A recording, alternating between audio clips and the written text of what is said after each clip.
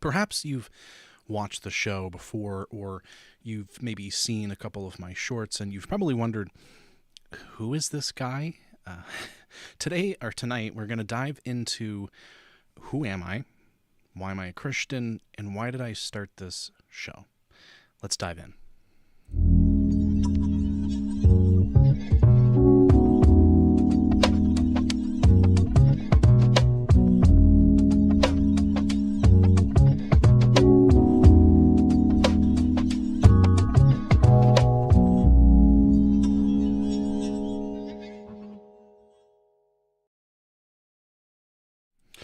All right, welcome to Adam Answers. I'm Adam, and I answer, or at least I try to. I don't know all the answers to all the questions, but I certainly try my best to answer questions and to wrestle with questions in perhaps a different and unique way. That's one of the reasons that I'll get into of why I started the show, because, well, I love wrestling with difficult questions. I love exploring different ideas. I love wrestling with conversations that maybe I've never even experienced before, or conversations that I've never wrestled with before. And so that brings me here. I'm Adam. And as always, it is Thursday, December 11th.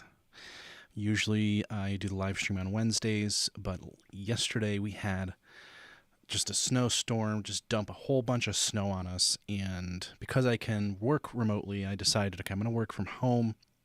So I worked from home yesterday, and I did not make it into the studio to do the live stream, which is unfortunate because I try to be consistent on Wednesdays, because when I began Adam Answers Anything, I had a habit of constantly changing the timing. But trust me when I say we are doing it on Wednesday nights.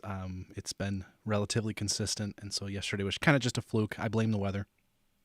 But we're back at it tonight, and we're going to be back at it at Wednesday next week. As always, if you have watched the show at any measure and you have a question that you would like answered, please scan that QR code. That's going to be right up here.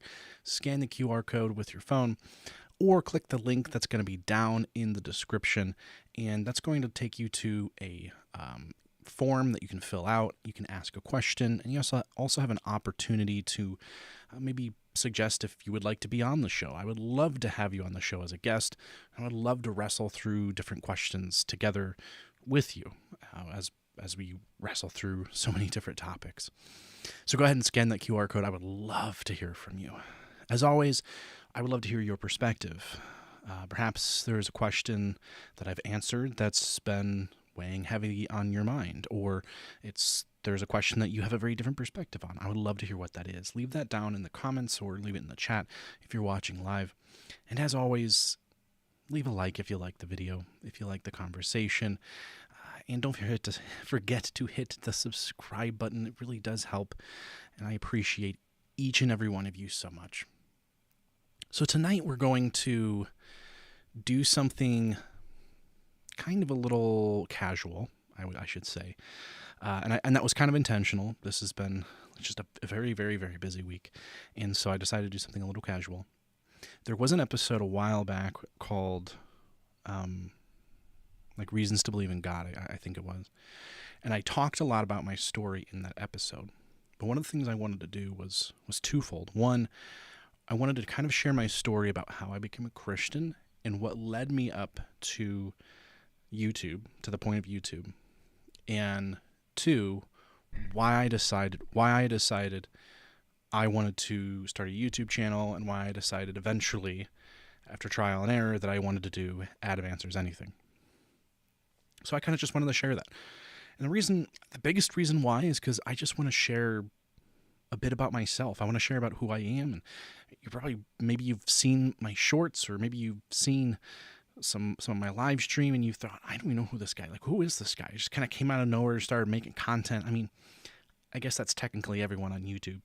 They just come out of nowhere and just start making content. But I would love to have an episode that fills in the details, fills in the gaps for anyone who's interested about who I am and why I'm here. First thing I'll say, obviously, is even though the show is called Adam Answers Anything, I definitely don't know everything. and I'm well aware of my limitations, and I'll get into those as we go through the story. But my story, the start of my story is kind of, I sometimes wrestle with where to start, because some people, they'll start, well, I was born ye yonder in the year of our Lord something something. And some people will start, when they were a kid. I think I want to start when I graduated high school. You see, I grew up, for the most part, in a very just conservative evangelical home. When I say conservative, I mean my family went to a church, and it was a independent fundamental Baptist church. And there was a school that's a part of the church, and it's kind of has the same, doctrines, the same philosophy. And that was, I would say, mostly my life, the majority of my life. Growing up in that church, growing up in that school, growing up in that environment. And so, throughout my life, I had always known who God was. I always had a conception of God. I always had a worldview that included God, because when you're a kid, when you're growing up and you're learning about the world, what you're told, what you're taught, what you're shown, that's your worldview. If you grow up and people tell you since you're a kid that aliens exist, just a matter of fact, then you're going to believe that aliens exist as a matter of fact until something external to your worldview just shatters it. And so my belief in God was just like that. I believed in God because it was a part of my development as a child. And I didn't necessarily disdain that or refute that. I just believed in God, like God exists. Because that's all I had ever known since I was a kid, that God exists. But I had a lot of tension, I would say. There's a lot of tension in my life when I was in high school, because it was a very fundamental church. And they had a lot of very fundamental ways of thinking about how you should and shouldn't live life. Now, I want to talk about this part of my life very carefully, because the people that go to that church, for the most part, are very wonderful and incredible people. And the preaching, the leadership of that church is very wonderful. I haven't been to the church consistently. I've visited from time to time over the past 10-ish years, but I haven't really been a part of the church I haven't been part of the church in over 15 years now. But my parents are still a part of the church, and I can say that there's wonderful, incredible people that go to the church, because I don't want the way that I talk about the church to just be negative. But at that time of my life, it was. There's this kind of umbrella that hung over our heads as teenagers, my friends and I. And that umbrella said, you have to act this way, you have to do these things, this is who you have to be, and it is your moral obligation to be this person if you really believe in God. And if you're not this person, then you must not believe in God. Then you're not saved. And that umbrella, for a lot of people, my friends and I included, was really difficult to wrestle with. There were many moments in high school, many moments growing up, where I made some sort of confession of faith. But I can say, assuredly, that every one of those confessions growing up was a result of some sort of circumstance.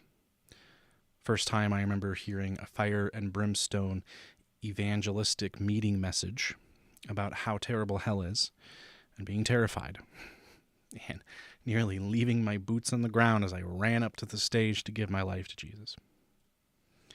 Another time I remember doing something pretty dumb as a teenager, and I was about to get in a lot of trouble with the authorities, and I said, God, if you deliver me from this, then I'll follow you. And he delivered me from it, but I didn't follow him. I had what I wanted. There were other moments, whether they be at summer camp or school camp or evangelistic meetings. There were many moments throughout my time at that church and school that I wanted to believe. But at the end of the day, I always wrestled. At the end of the day, I had this worldview that if I believed in God, this is what I had to be. This is who I had to be. And I couldn't be anything else. And so my story really starts when I graduated high school and I went to a college in Florida. And this was like the first time in my life where I felt that pressure, that umbrella start to lift off. Like I wasn't home anymore. I was all the way at the opposite end, the opposite southern end of the country from where I grew up. And I was in college. And so I immediately began making my own choices. And those choices led me not close to God or religion, but further away from them. My first year of college was, a lot of people talk about being hurt by church. They talk about that when they leave the church, they leave for good because of things that happen in the church. I didn't have that mindset when I first went to college. I didn't have that mindset when I first left that environment. My mindset was, I'm just here to live my life. I want to do just everything that I want to do. And that's what really motivated me, I just wanted to live my life and have experiences that I never had before. And I was so caught up in that I wasn't thinking about what was happening to me on an existential and religious level. Well, after that first year of college in Florida, I ended up not returning to that college. Whether or not it was my own volition, we'll just keep that off the record. But I made a lot of bad choices at the school there, did a lot of not so savory things. And I ended up not coming back to that school. And so in between that time, between college in Florida and where I was going to end up next, was a whole summer. And there was a friend of mine, his name was Sean, and he actually invited me to come with him to be a preacher boy at his church. It was like an internship. He said, hey, you want to do an internship with me at my church? It's in Lansdale, Pennsylvania. It's just out of Philly. And it'll be the whole summer. You'll have a place to live. You'll get a small stipend every month. And you'll like get to go on this missions trip like for free to be a chaperone. And I thought, man, I'm like, that sounds really fun. Because remember, I was not thinking about the consequences of my choices. I wasn't thinking about what all this would mean down the road. I wasn't thinking anything about the fundamental questions about life and what actually mattered. I just wanted to have fun. And so I went and I did this thing with Sean. And I grew up in a fundamental church and a school. So I knew what it was like to be in that environment. I could talk the language. I could say the prayers. I could preach the sermons. And that's what I did all summer. And there was a part of me that enjoyed it. There's a part of me that was like, oh, this is really fun. This is really awesome. Like Jesus. But again, I didn't notice it. I didn't notice that doubt, that cynicism. I didn't notice the distance creeping up in my heart between what I was doing, what I actually believed. And that distance was getting bigger. So I, in fact, did that for the entire summer in Lansdale, and it was a great summer. As a result of that internship, I met a girl that I was really interested in at the time. And I found out this girl was going to a college in Pennsylvania called Lancaster Bible College. And because I was head over heels for this girl at the time, I thought to myself, okay, well, I'm going to go check this college out. So sure enough, I did. Checked it out, thought, okay, I could go here. Decided I was going to be a professional counseling major, and I was going to go to this college, and I was going to pursue this girl. So that's what I did. Well, I started college at Lancaster Bible College at LBC in Lancaster, Pennsylvania, Amish country of all places. And my relationship with this girl just like disappeared. And it was mostly my fault because as soon as I started attending that college, as soon as I started being in that environment, that's when I realized, wow, I can do whatever I want. Like, I wanted to go in the opposite direction. I didn't want to go in the same direction that I had been going in for my entire life. And if there was freedom in the college that I went to in Florida, well, there was a lot of freedom in where I was now because I knew absolutely nobody. And there was nothing stopping me from doing what I wanted to do. Yes, I was at a Bible college, and that factors into a lot of what happens further down in this story. But as I was there, I got a job at a bar. I began making friends at other schools. I got involved with some friends on campus that are not really great people. And I just started living the life that I thought I wanted. I mean, I wanted to do it all. So I went to the parties, I did all the drinking, I went to the bars, I went to the clubs, I did the drugs, did the smoking, did everything. And I did it for about a year and into the summer. And as a year and a half came by, I was working on campus, actually, as a security officer, and so I stayed there for the summer. So this was after my first year in Pennsylvania.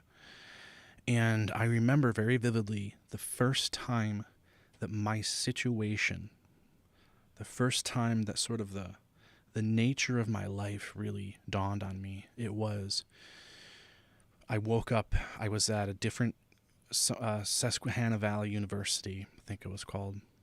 And I woke up in some girl's dorm room, and I was just like covered in vomit. I think I had thrown up without knowing it, but I was there in the middle of the night, and it was 3 a.m., I think, and I sat up, and I just like looked out the window, and that was the first time.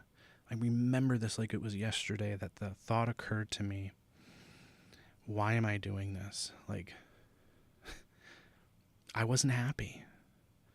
I felt empty. I had pursued all of the things that all the movies and all the music and everyone, all the popular kids, that's what they said to do. And I did it, and I wasn't happy. I felt so empty. I felt so lost.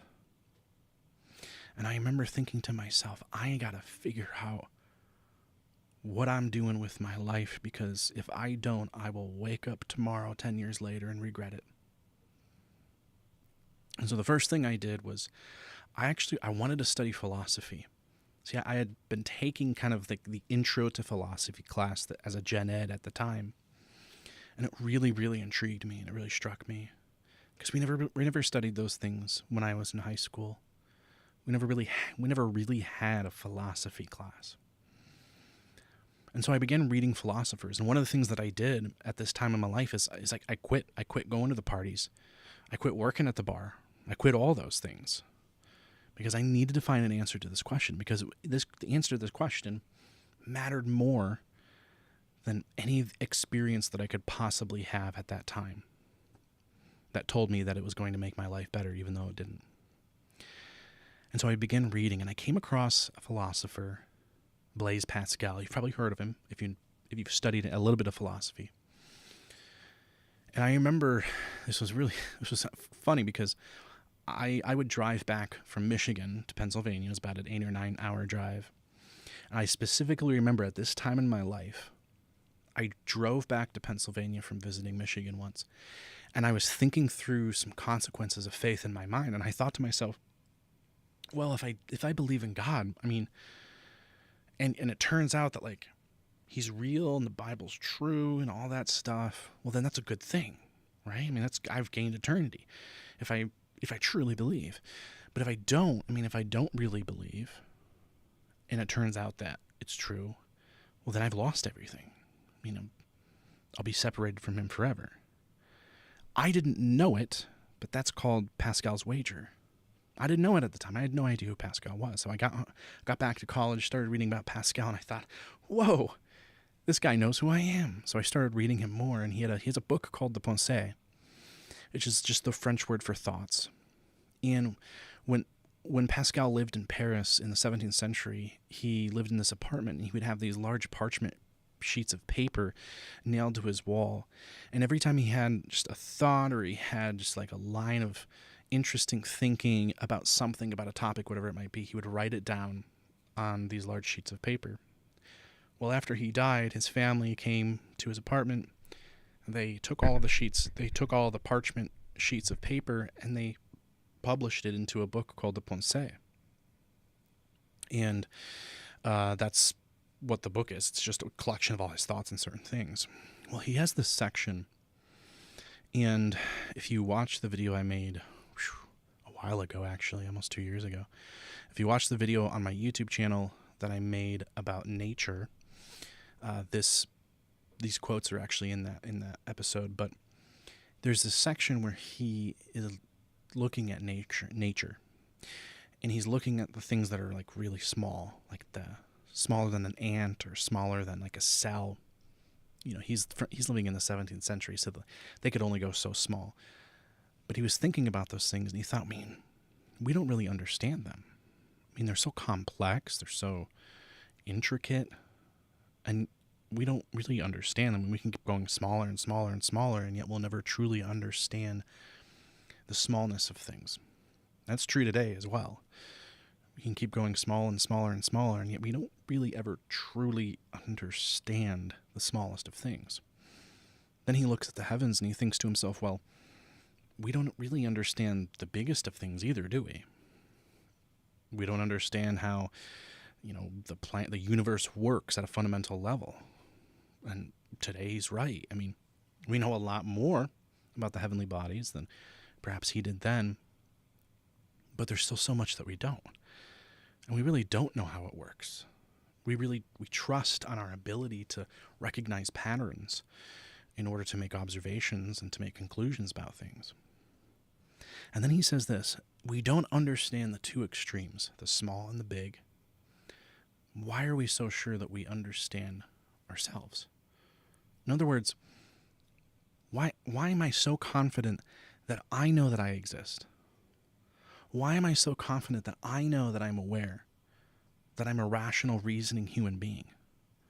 Like, I'm so confident in who I am, but I don't understand anything about the big things and the small things. And yet, for some reason, I understand the thing in the center. And he said, because there is one who understands all of them. And because he knows them, we can know them too. In other words, we only know ourselves because we're first known. And that just blew my mind. And then he says this. He says, the eternal silence of the infinite spaces fills me with dread. And I love that translation. And essentially what he's saying is he looks out into the universe, he looks out into the world, and he says, if God does not exist, then that is actually the most terrifying thing, because everything in the universe screams that something created it, screams that there is a designer, screams that there is an artist, that there is a creator. And yet if there isn't, that's even more, that's terrifying. That's the most terrifying. It's more terrifying. Because then there is no explanation. And that was the first kind of domino that fell in my life towards where I would eventually end up. You see, one of the problems that I had that at this time that I was really wrestling with as I was wrestling with faith is what I call the cup. Now I want you to imagine just a white styrofoam cup that has a lid on it. And I want you to imagine the cup's just sitting in front of you, just a little, maybe a couple of arms distances away. And you're sitting there looking at the cup, and someone asks you, well, what's inside the cup? And you don't really know because you've never seen inside the cup, but you have looked at the cup for years. I could tell you what color the cup is. I could tell you what the material looks like. I could tell you what it feels like. I could tell you what the lid looks like. I could tell you, perhaps I could tell you the weight of the cup, maybe. I could tell you so much about the cup, but only the outside of it. I don't know what's on the inside. Maybe it's coffee. Maybe it's cranberry juice, orange juice, water. I don't know and can never know for certain until I open the cup and look inside. The point is this. The cup is our life, the world we live in. Inside the cup is what happens after. And by the time you've gotten into the cup, well, it's too late to put the lid back on. And so what you believe about what's in the cup is more important than what you can know about what's outside of it. And I struggled. I wrestled. I thought, why should I be so confident that there's grape juice, right, in the cup, but the person next to me is confident that it's orange juice? Why should one of us be right and the other be wrong? Like, if I'm right, why do I get the gift of eternal life and they don't? And I wrestled with that. Man, I wrestled with it. And then I came across intelligent design, and this was, I would say, the biggest domino that fell in my life. So I went from Pascal to discovering Discovery Institute. And I discovered Discovery Institute via Dr. Stephen Meyer. If you haven't heard of him, I'd recommend you go look him up. Recommend you look up Discovery Institute. I read his book. He has a book called Signature in the Cell. Signature in the Cell, I would say, was his first major, career-defining work that he wrote. And in it, he really talks about his journey through schooling, his journey through academia, his journey towards and through intelligent design. And he really begins from the ground up, building the argument for how DNA is information. And he talks about information, that what do we constitute as information? What counts as information? Well, specified complexity. It's a string of things that's complex, but it's also specified, meaning that I can derive something from it, or that it's actionable. It's not just a random arrangement of letters. It's not just complex, but it's a specified complex thing, because it delivers something outside of it, more than its constituent parts. And that blew my mind. I mean, that was a concept I just never really heard before. I never really thought about it before. That DNA is information. And he talks about how information only ever comes from an intelligent source. That we know no instance of specified complex information that has come from something other than an intelligent source, or that wasn't an intelligent source. And that blew my mind, because I grew up in an environment, I grew up in a world where, for the most part, and I'm being very just kind of broad here, for the most part, if you were a scientist, if you believed in science, then you believed in evil evolution. And if you believed in evolution, you were a Democrat. Like, that's the world I grew up in.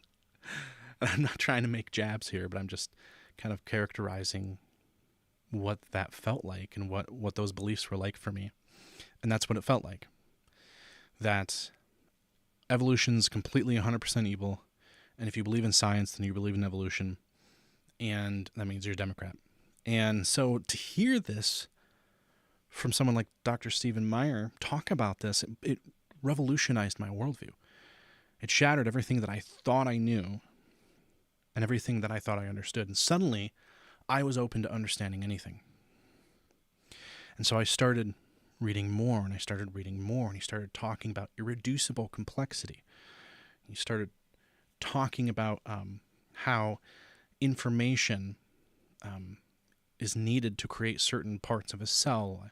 I think one of the most famous examples from Dr. Behe's book, Michael Behe's book, is the outbound flagellum, the bacterial flagellum, and the proteins that are necessary to create the motor that spins the flagellum are all necessary for its functionality, and that if any one of those components was missing, then the entire thing would be non-functioning and would be disposed of.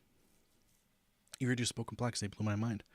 Probabilistic theory, talking about just the probability of the specified information which is necessary for the folding of proteins coming into existence by random mutation. And then came the conversations about fine-tuning, which blew my mind once again. That we live in such a world, and it's not just such a world that's finely tuned for the existence of intelligent life. Not just that, but it's also finely tuned for the observation of the universe. That the location our solar system sits within the spiral arms of the Milky Way galaxy is the just right location for us to have the most viewable night sky. If we were any closer to the center, our view would be completely shrouded. And one after the other. And it just blew my mind. I discovered Hugh Ross.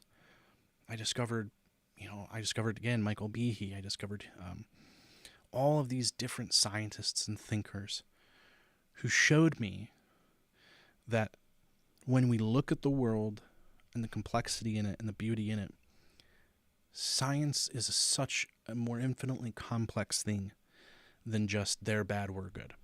It's way more complex than that. And they showed me that Darwinian theory has a ton of benefit. That there was a lot that Darwin had to say, and there are a lot of utility in the mechanisms of Darwinism. That natural selection does occur. That the finch beaks on Galapagos Islands did change. But, they would say, Darwinian mechanisms only go so far. And where they're insufficient, we need a more sufficient explanatory model in order to make sense of the observations that we're making. And intelligent design is a more sufficient explanatory model. I cannot tell you how much that revolutionized my world. And I never thought I would be a science nerd, but I just couldn't get enough of reading. I couldn't get enough of studying. I remember one night, this was in September. I want to say it was September of 2011, I think. I was up late because I worked red-eye shifts at my security job. And so the days that I didn't work, I'd be up late into the night. And I was wrestling with whether or not I believed in God. I mean, I wanted to believe in God, but I was also scared to because I had so many questions. I felt like I had more questions than I could ever possibly answer. And as I was wrestling with it, I remember going for a long walk. And this is back when I used to smoke cigarettes. Don't smoke cigarettes. But it was a thing I did. And I was working my way down a pack of American Spirits and going for this long walk to the park in the middle of the night. It must have been like 1 or 2 in the morning. And I remember sitting by this large oak tree in the middle of a park. Ironically, the park was called Stoner Park, but I was walking in the park and I sat by this tree. And I remember just being at my wit's end,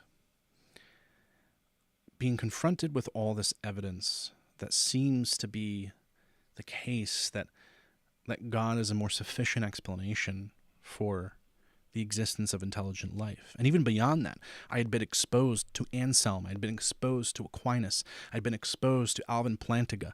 I had been exposed to Bill Dembski. I had been exposed to all these William Lane Craig, to all of these thinkers and philosophers and people that I had no idea existed in my little world where I lived in Michigan. I had no idea. And I had left the church. I had left Christianity. I mean, at this time, I don't remember the last time I had been to church at that time in my life. And I stopped going.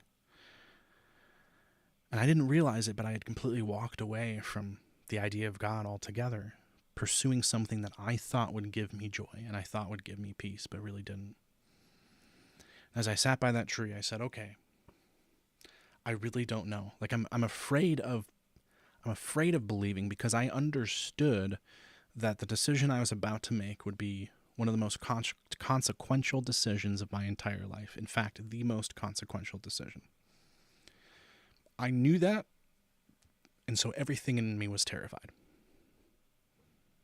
And I remember sitting there saying, okay, Lord, if you exist, like if there's a God out there, I was looking up at the sky. If there's a God out there, I want you to tell me right now that you exist. You tell me, or I'm going to walk away. Like, that's it. I'm not going to do this anymore. I sat there and I waited and nothing happened. I said, I'm going to walk away. I'm giving you a chance to speak to me. Like, I want to hear your voice. I want to see some blinding light. I mean, you appeared to the Apostle Paul in the middle of the street. Why can't you do that to me? Nothing.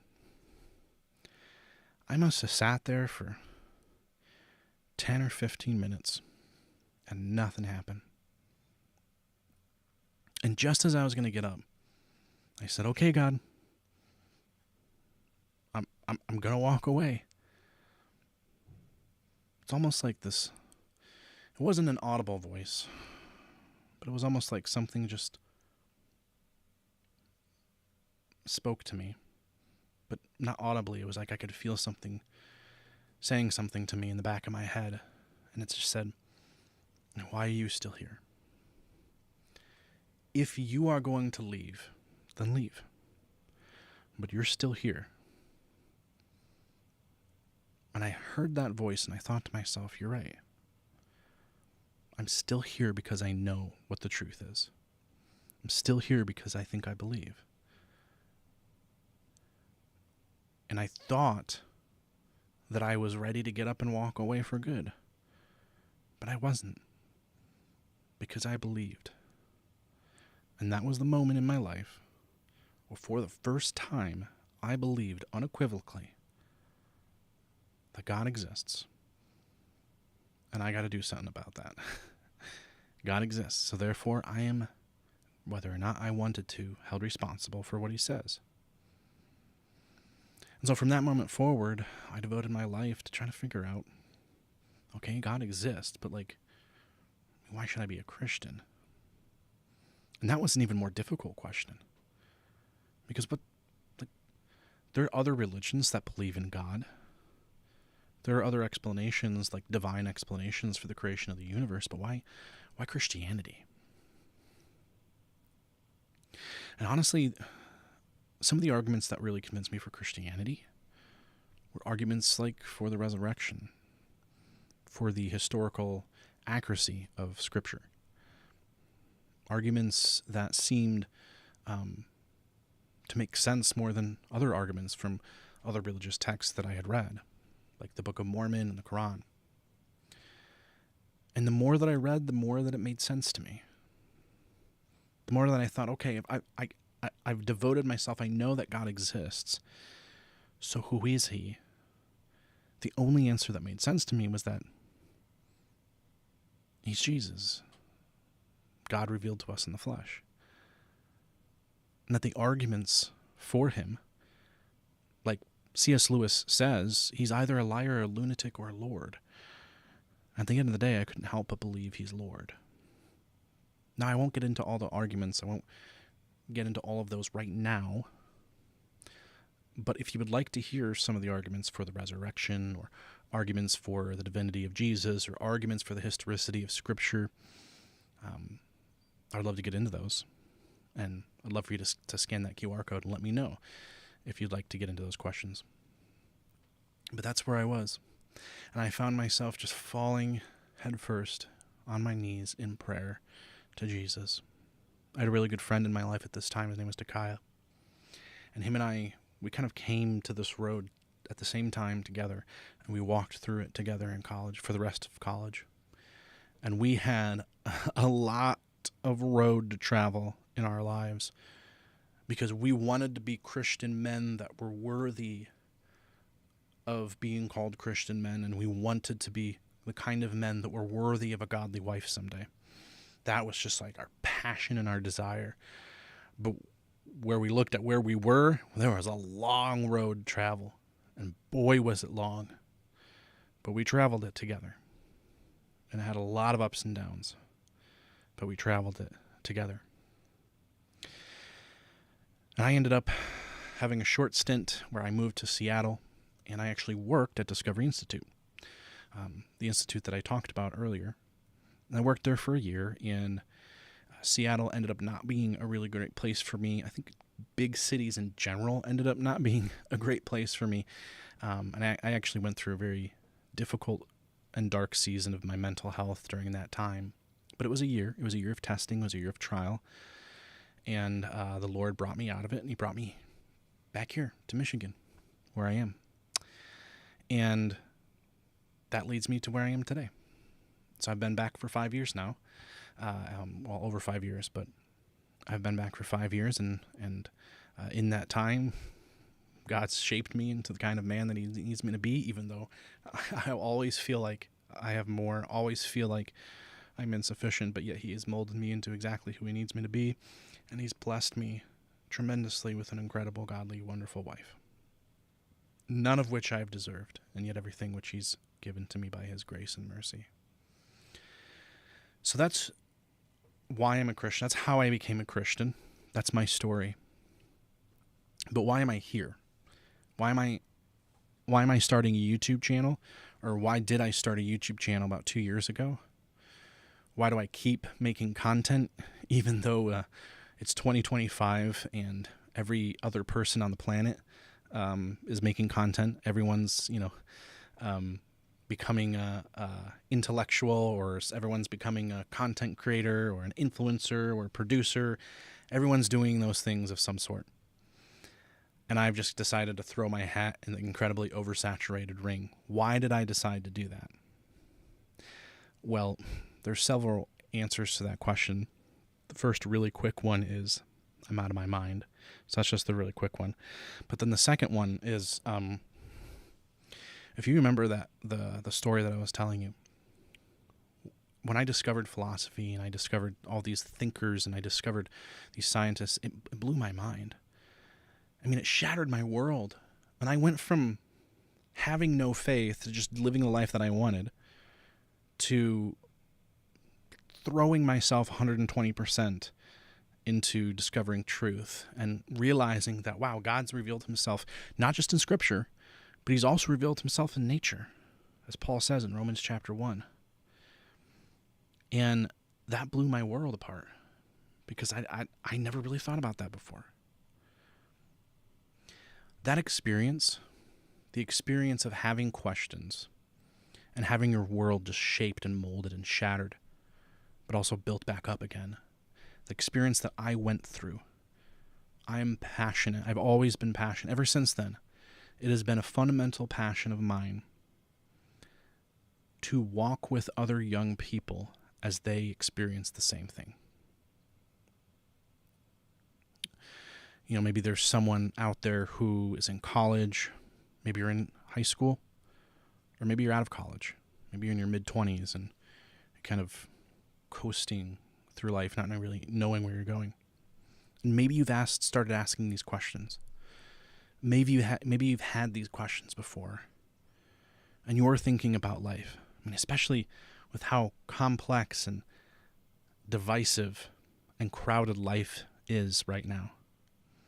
It's hard to latch on to a single thing that makes sense anymore because there's a million people that are trying to speak that it's hard to hear any of them. And all we have on every single day of our lives is just noise, noise, noise, noise as we swipe through 200 short videos on YouTube and 300 short videos on TikTok, as we swipe through our Twitter feed to see the latest news, and we swipe through the channels on our TV. It's just noise, and it's hard to turn down the noise and to find the answers that we're desperately, desperately looking for. And I 100% believe that noise is the enemy of truth, because all it tries to do is blot out the truth by being louder than it. And my goal ever since that time in my life has been to be someone to say, hey, I want to walk with you on this journey. Have I done that for people? I don't know for certain. I hope that I have. And if I just come to the end of my life and, I've only done it ever for one person, that's all that matters to me. But that's why I started a YouTube channel. I had no idea what I was doing. Dove headfirst into a culture that I don't understand because I am not a internet culture person. And that's why I keep trying to do it today. That's why I feel discouraged sometimes. That's why I feel encouraged sometimes. That's why I haven't given up. Because every single time I interact with somebody, I think to myself, maybe the next person is just around the corner. And every time I make a video or I do a live stream and it just falls flat on its face, which is totally normal, by the way, happens to everybody. But every time I do, the reason I don't give up is because I think to myself, but maybe there's that one person who desperately needs Jesus and they're just the next video away. Like maybe the next live stream I'll meet that person. And they desperately need someone to walk with them. So that's why I don't give up. Do I know what I'm doing? No, I've done it for 2 years. I still have no idea what I'm doing.